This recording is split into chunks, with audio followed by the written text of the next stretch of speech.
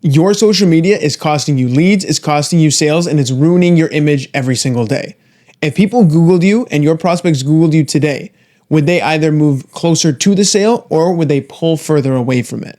Now, the reason I'm asking these questions is because personal branding in 2025 is the new way of lead generation, of business building, and scaling your business. What we're talking about today is what makes a good personal brand, why it's important for you, and why you need to double down on the strategy like so many others in the industries around you are doing currently. So today, like I said, what makes a good personal brand? I've really been diving deep onto why other businesses are performing well versus some that aren't. And if you look at a lot of the businesses that are scaling, you're looking at Amazon, you're looking at Tesla, you're looking at Google, all of these CEOs are front facing. They're in front of the press. They're in front of content. Heck, even the Instagram CEO is constantly on podcast showing his face. And the reason for that is because a lot of businesses that have been faceless in the past are now moving over to face content with faces because that's what really connects to their prospects. Now, today we're diving into three things. We're going to keep this in under about 12 to 13 minutes. What makes a good personal brand? Three pillars, okay? The DNA of a strong personal brand. Number two, why personal branding matters in 2025. And if you're not doing it now, what does that mean for your business, your prospects, and your sales? And number three, how a strong personal brand simplifies sales and lead generation. That one is the most important one. I got a personal story for that because I just signed with somebody right now who cold outreach with a strong personal brand, and now I'm hopping on a sales call with them in 2 days. That's very powerful, folks. Anyways, I digress. Let's get into section number one, the DNA of a strong personal brand. What are we going to touch on first? Clarity over cleverness. Now, what does this mean?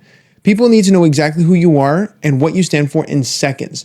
Confusion kills credibility. Now, what do I mean by this? Most of the time, I see people when they think they got to get into content, whether it's personal branding or anything for their business, they're chasing virality. Virality is a very fleeting thing. Everybody's trying to hit 1 million views, rock 100,000 shares or whatever that is. But what I want to remind you is when you're chasing those viral things and those trends and all the different things that go into going viral, you're diluting your brand. If you are chasing trends and trying to keep up with the Joneses, that's not a personal brand. You're just copying what's out there. And it's usually unrelated to what your industry is. So I think there's a big misconception between virality and adding cash to your bottom line, and especially in terms of your personal brand. When you have all of these different content pieces you're putting out just to chase trends, you're actually training your audience to not pay attention to you because you're just like everybody else. There's no pattern interrupt when they're scrolling. If there's a trend that everybody's trying to take advantage of and they just see you as another face in the crowd after they've just seen it 5 times when they're brain rotting and scrolling, they're going to keep scrolling. Virality is only good for a short term, even if you do hit it, because most of the time people don't, even though they're mimicking it, it's going to do nothing for your actual business. When you're consistent in terms of what you value, who you are, what you service, how you service, and what your wins are for your clients, and you continue to showcase that, that's the pattern interrupt. That's what's going to get your prospects thinking, that's exactly what I need. That's exactly what I'm struggling with. This guy knows exactly what I'm talking about. That pattern interrupt, aside from the vanity metrics and the viral trends that everybody's trying to copy, that's what's going to pull your prospect into your profile. I say it all the time. When you are trying to be credible, ditch the cleverness, ditch the trends. You don't need that. Stay true to your brand. Okay? Let's keep it moving here. Reputation is greater than reach. This is building off the first point, okay? 1 million followers means nothing if nobody trusts you. Influence comes from authority, not vanity metrics. This is such a great talking point. I have known so many influencers that are dead broke, or they have a second job, or they have it's their first job. What am I saying? Because their vanity metrics, the reach that everybody has, it's not monetized. It's not strategic content. When you have a personal brand that knows how to convert, how to educate your ideal prospect, and how to overcome objections really subtly within your content, that's how you monetize a brand. That's how you establish authority and expertise. Influencers who are doing get readies with me and here's my morning routine, nobody's gonna buy that. The only way they're gonna make money is if they're doing affiliate deals and they have a 10% off code in their bio. You are in the business of making money, not being famous. Again, and granted, I say it all the time. If it happens during our work together, great. Why not? However, when you stop chasing, again, those vanity metrics and you really start honing in on the strategy behind your content, Your reach doesn't matter because your reputation and your authority and your credibility within your content is going to be selling for you on autopilot because that's what it's designed to do. Strategic content versus viral content, very different in terms of one, blowing up on social, or number two, adding an extra 10K a month to your bottom line. Which one would you prefer? Okay, let's keep it moving. Lastly, on the DNA of a personal brand, this one I would say is the most important, and everyone's gonna say this, so I want you to bear with me. Everyone always says, be authentic, be authentic, be authentic, but what does that actually mean? What does authenticity mean? Everybody tries to come across authentic, but it's still fake, it's still canned. Authentic is something like I'm doing right now. I am literally just looking at some talking points on my phone, as you can see, and I'm just rizzing off my knowledge. I'm rizzing off my expertise. Authenticity, genuine authenticity, comes from your actual words, your actual experiences as an entrepreneur, as a business owner within X industry. I'll give you a great example. I just made a post a couple days ago on Instagram. I was having a horrible couple days as an entrepreneur. It was just really difficult. I was really going through the motions. I felt really beat up. And I was sitting outside in my gym parking lot. I'm in my truck and I'm going, what is going on? Like, I feel like absolute crap.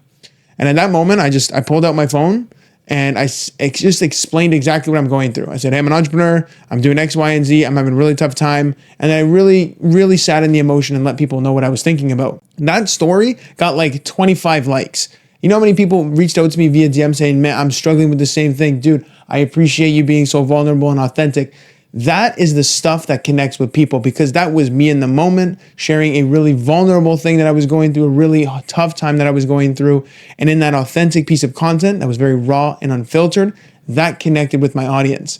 Granted, did it bring in any sales from that specific post? No. However, those 25 people that liked it, I now know that they have connected with me from one initial post. And now again, keep nurturing that relationship and then double down on that. And those three things, that DNA that you're building within your personal brand, that's the stuff that converts for you and sells for you on autopilot because you put it out there and then the people consume it. Your prospects consume it. Anyways, I digress. Let's keep it moving here. Number two, why personal branding matters in 2025. AI is everywhere, okay? AI is the hottest topic of the digital world, which is fine. We leverage AI heavily in a lot of the things that we do, especially for our personal content and for our clients, because if you're not moving with speed in 2025, you're going to fall behind. So I think AI is not right. We don't want to write that off totally and completely. We want to leverage it and then humanize it. My tagline always is AI leveraged, human perfected.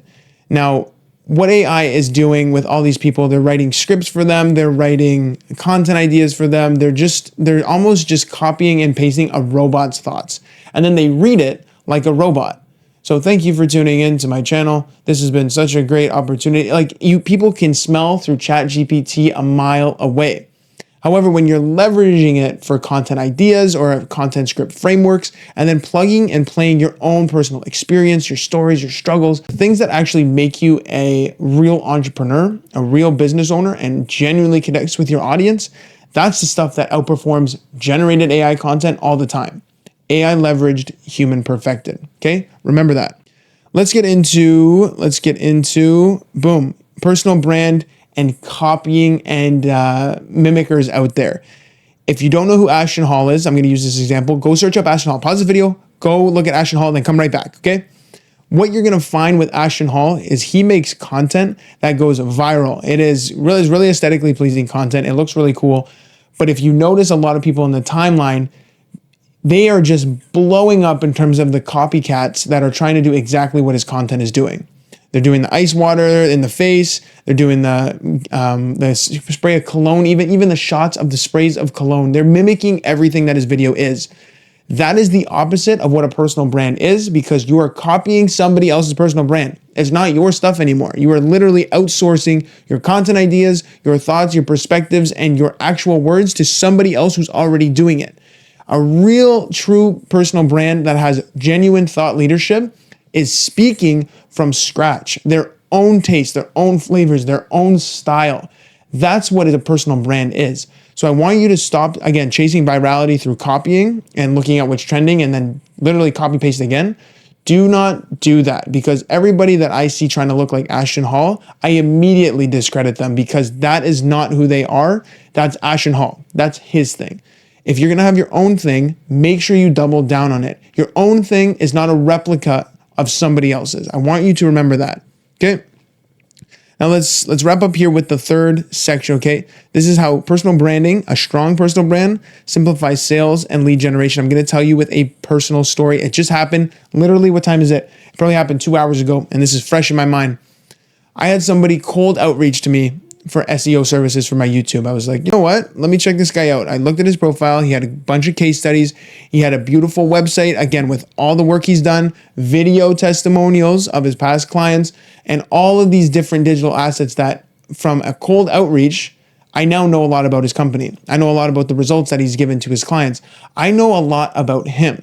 And again, we had a quick conversation via DM and nothing on the phone, but now we're booked on a call. We're booked on a call for me to look at his services.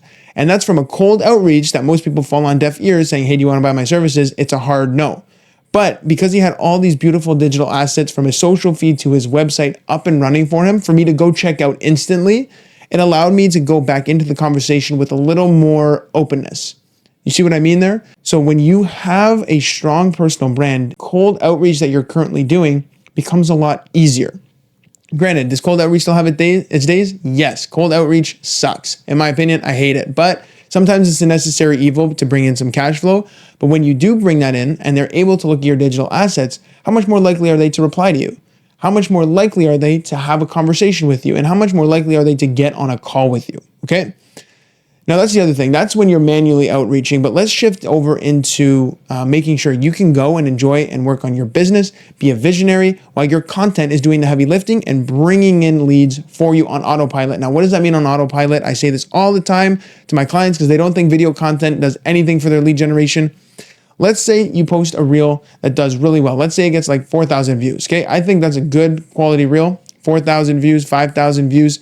If you were to put that piece of content out, and then people go into your profile and say, oh, who is this guy? And then they go click into your profile and they see nothing else. There's no action for them to take. There's no reason for them to stay on your page and engage with it. However, if you were to consistently put out content for, let's say, 30 days, 60 days, 90 days, when you really start seeing some good results, but let's say somebody now sees that 4,000, 5,000 view reel, pops into your profile now with an already populated timeline, they can binge your content. They can see how your service works. They can see the client wins that you have. They can see your actual personality and your expertise and your thought leadership.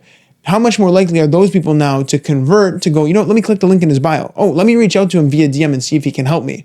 You have this content ecosystem that's working for you 24/7. Yes, you put out a piece of content maybe 30 days ago. However, if somebody's scrolling your feed, as prospects always do before they get on a call with you or before they buy from you, they're going to be way more likely and inclined to give you the benefit of the doubt, to hear you out, because you're now warming them up while you're working on your business. You're hanging out with your girlfriend or your boyfriend, or you're traveling the world for all I care. Your content is evergreen digital assets that make sales and lead generation on autopilot much easier. Whether you're cold outreaching or whether you're manually or automatedly bringing it in, they work in the best of both worlds. That's the power of a strong personal brand, folks. Now, I know we're wrapping up here. We're probably just about 15 minutes right now. All in all, a personal brand is something everybody, whether they're a C-suite or an entrepreneur looking to build more cash flow to their business, I think that is something you really need to focus on. And it's always the first thing I hear people say to go, I need to get rid of the content. I need to get rid of the videography. If you're thirsty and you have a running faucet of water, of engagement, of awareness, of likes, of DMs, and that's the running faucet. If you're thirsty, would you turn off that faucet? No, you would keep it running, even if it's just a bit on, to just keep yourself hydrated. Now, the reason I'm using that analogy is your content and your content ecosystem is the faucet that continues to run. When you have it on, you're marketing, you're letting people know that you exist. You have lead gen coming in, you have eyeballs, you have awareness, and you have traffic. The minute you stop because you think it's too expensive, you've now stopped your lead generation. You've now stopped your awareness. You've now stopped your marketing to let people know that you exist and you help with their problems. The second that you turn off marketing, you become invisible to your prospects. You become invisible. And one last example before I let you go, personal story. I have 2 friends that are real estate agents. I have one friend who shows up consistently online all the time, even if he's just touching base, quick, how you doing? And he posts it on his social feed. I am more likely to remember him all the time because I see him frequently. My other friend who has his real estate license and works on it, I forget that he does that. And whenever I see him, sometimes I have to ask him, like, what are you doing for work now? Like, what's going on? I don't even know. So you can see in those two scenarios, if I'm ready to buy, who am I more likely to pick? The friend that has turned off the faucet and is now invisible to me, or the friend that I'm seeing every day, even though I'm not ready right now, even though the friend I'm seeing every day, who am I more likely to go to? I'll let you guys sit with that answer. Anyways, folks, if you like what you heard today and you want to build your personal brand, you have no idea how to start, click the link below, join my free Legacy Builders community. I give you my free playbook every single week, no credit card required, to build your personal brand, monetize your audience, and create videos and content just like this that keep you engaged all the way to the end. If you're looking for that, click the link below, head on over. I'm going to see you inside. Anyways, folks, thank you for tuning in.